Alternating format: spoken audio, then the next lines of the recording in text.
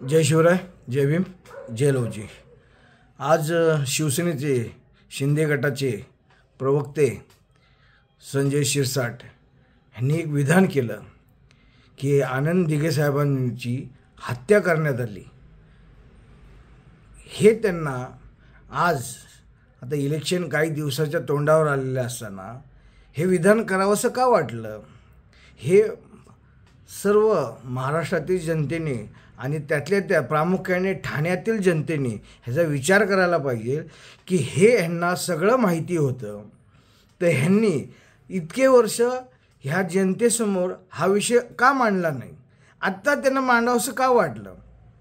आणि त्यांचे पुतणे केदार दिघेंनी हे स्वतः सांगितलं, जर आपल्याकडे हे पुरावे होते, आपल्याकडे हे पुरावे आहेत, तर हे तुम्ही आम्हाला द्या, मी स्वतः कोर्टात जातो आणि मी स्वतः तिथं वाद करून त्याशी न्याय मिळवून घेतो।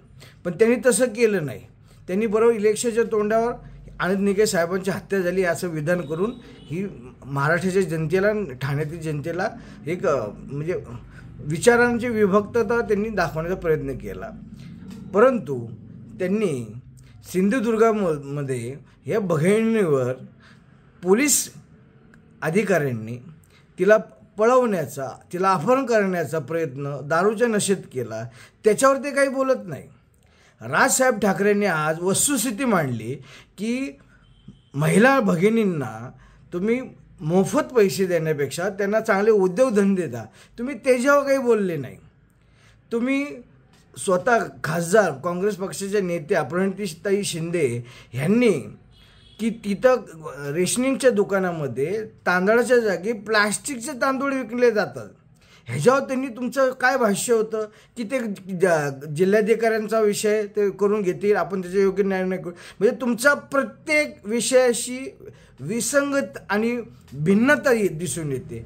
तुम्ही एकीकडे तुम्ही आनंद दिघे साहेबांच्या बाबतीत बोलता, तिथं तुम्ही संजय राऊतांना वेळात काढल्यासारखं तुम्ही बोलता। तुम्ही इथे सिंधुदुर्गामध्ये जे महिलेच्या बाबतीत काय झालं तुम्ही त्याच्या बाबतीत काय बोलत नाही। तुम्ही जे म्हणजे सगळं सोयीस्कर राजकारण करता। तुम्ही राज ठाकरेंच्या समोर काही बोलले नाही, राज ठाकरेंना तुम्ही ह्या विषयी काय विचारलं नाही, कारण तुमच्यात ती धमक नाही, तुमच्यात ती ताकद नाही आहे। कारण तुम्ही शिवसेना शिंदे गटाचे एक पोपटपंची आहात की तुम्हाला जे सांगताल तुम्ही तेच बोलता, पण वस्तुस्थिती ह्या महाराष्ट्रातील जनतेला, गोरगरीब जनतेला, मायबाप राजाला हे कळलं पाहिजे, पण तुम्ही ते मांडत नाही। तुम्ही फक्त सत्तेचं राजकारण करता। त्याच्यामुळं जे बोलले संजय राऊत साहेब जे बोलले की लाडकी बहीण योजना नाही ही हे बोलले कोण जाधव साहेब बोलले की ही खुर्ची बचाव योजना आहे, हे तुमचं कळून चुकले। त्यामुळे माझ्या महाविकास आघाडीच्या सगळं मतदार बंधू भगिनींना, नेत्यांना, कार्यकर्त्यांना नम्र अशी विनंती करतो की काय झालं तरी यावेळेस आपल्याला महाराष्ट्रामध्ये महाविकास आघाडीचं सरकार आणायचं आहे आणि महाविकास आघाडीचाच आपल्याला मुख्यमंत्री करायचं आहे, हे लक्षात ठेवा। जय भीम, जय लवजी, जय महाराष्ट्र।